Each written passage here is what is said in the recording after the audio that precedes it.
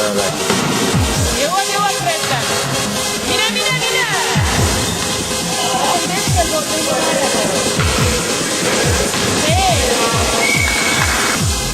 Ei, nii ei saa teha. Nüüd läheb. Hästi. Sa pääsed kõhu ringi. Ja tule tõstma. Hästi hea. Ei pääse. Uuesti. Hästi Grete. Ole hea, tood ära. Hea. Hästi. Tule. Tõste. Kahe käega. Mida asja?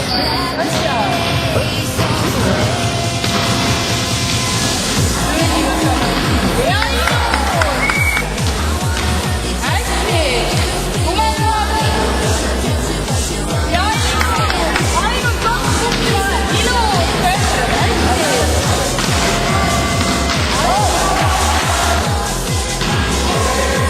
Hästi! Opa!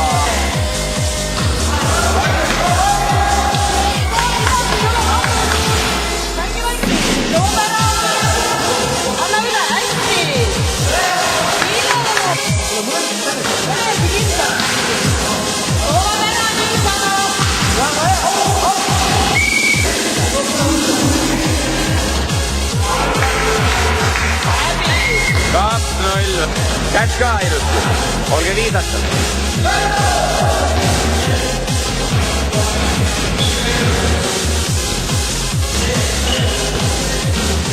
Keido, mis on sinu noni?